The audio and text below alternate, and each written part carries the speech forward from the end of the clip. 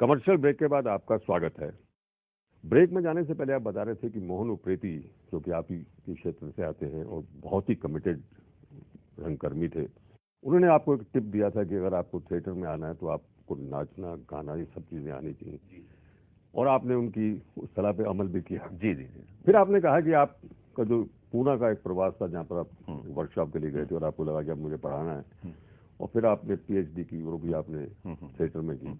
उसके बाद आप एनएसडी में आ गए और आपने उत्तर रामचरित जैसे उसमें म्यूजिकल में काम किया। तो आप रिपेक्टरीज के दिनों में जब थे, हम आपके नाटकों का भी चर्चा करेंगे, क्योंकि कुछ नाटक तो मैंने आपके देखे और बड़े यादगार नाटक हैं। तो जब आपने रिपेक्टरी ज्वाइन की तो उस वक्त रिपेक्टरी का क्या माहौल था? क्योंकि जिस वक्त राष्ट्रीय नाट्य विद्यालय की स्थापना हुई थी तो उसके बाद एक बड़े क्राइसिस थे, क्योंकि मैं उसको बहुत करीब से जानता था। तो रिपेक्टरी की स्थापना हुई थी और रिपेक्टरी ने कुछ प्लेज ऐसे किए जो कि एनएसडी के प्लेज से भी कहीं आगे वो थे। तो उस दिनों के बारे में हमें कुछ बताएं। बहुत जो है काम को लेकर के बहुत ही सख्ती थी उस वक्त और बहुत ही अच्छा माहौल था। छोटे से छोटे रोल के लिए उस वक्त रंगमंडल में आर्टिस्ट मरने मारने को तैयार होते थे, और हम लोगों के अंदर भी ये होता था कि छोटे से छोटे रोल के अंदर हम लोग ये कोशिश करते थे कि बस किसी तरह से मैं दिख जाऊं और बस ताली ले जाऊं या वाह ले जाऊं।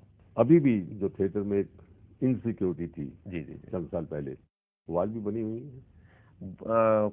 बहुत ज्यादा तो नहीं कहेंगे, रंगमंडल में आज बहुत अच्छी सैलरी हो गई है, अच्छा पैसा मिलने लगा। उस वक्त इतना पैसा नहीं था, तो वो चीज थोड़ा कम हुई है। लेकिन गोविंद जी, इधर ये भी देखने में आया कि जैसे आपके ही कुछ जो कंटेम्प्रेरी थे, आपसे सीनियर थे, वो फिल्मों में गए और उनका वहाँ वो भंग भी हुआ और वो फिर वापस थिएटर की तरफ लौटने लगे। जैसे नसीरुद्दीन शाह है, वो थिएटर भी कर रहे हैं। रंजीत कपूर का नाम एकदम याद आता है कि रंजीत कपूर फिल्मों में कामयाब भी थे, डायलॉग भी लिख रहे थे, रोल भी कर रहे थे, लेकिन उन्होंने कहा कि अब वो अपने आप को पूरी तरह थिएटर को समर्पित कर देंगे। ये तो एक बहुत ही अच्छी सेहतमंद चीज नजर आती है। लेकिन आपने मोहन उप्रेती का नाम लिया था, उसके अलावा आपने और भी बड़े डायरेक्टर्स के साथ काम किया। तो आपको किसी ऐसे डायरेक्टर ने जिसने आपको अपने काम से मुतासिर भी किया और जिससे आपको लगा कि मैंने बहुत कुछ सीखा, वो चाहेंगे अगर शेयर करें? वो है वामन केंद्रे। ये राष्ट्रीय नाट्य विद्यालय के निकले हुए स्नातक हैं और आजकल भी उनको संगीत अकेडमी डायरेक्शन में अवार्ड भी मिला है, और वो मुंबई के कलिना यूनिवर्सिटी में डायरेक्टर भी हैं नाट्य विभाग के।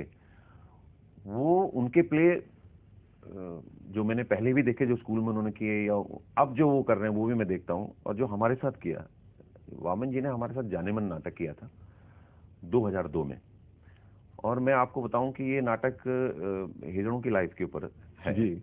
और स्क्रिप्ट इसके मच्छिंद्र मौर्य जो राइटर हैं वो भी साथ में आए थे उस वक्त। और जब ये, क्योंकि सोसाइटी मेंबर भी थे वामन केंद्रे और हमारे प्ले के डायरेक्टर भी, तो हमें ये लगा कि नहीं, ये सोसाइटी के मेंबर है, अगर हमने कोई भी गड़बड़ी की और काम ढंग से नहीं किया तो ये हमें निकलवा देंगे इनडायरेक्ट वे में।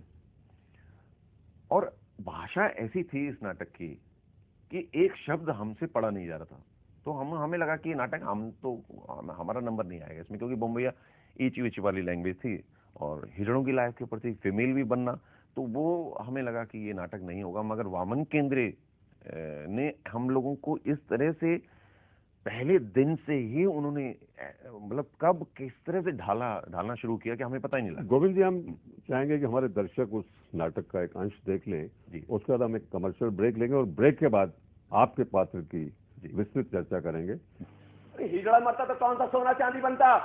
अरे कौन से नरक का भूत तेरी खोपड़ी पे बैठा पागल, जो तू ये पाप करने निकली? बता जरा इस जिंदगी का मतलब क्या है रे?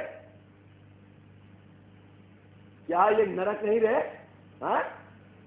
पर किसी का बच्चा चुरा के उसको हिजड़ा बनाई ना पन्नी, तो जरूर नरक में जाएगी, नरक में जाएगी। अभी रुकते हैं कमर्शियल ब्रेक के लिए।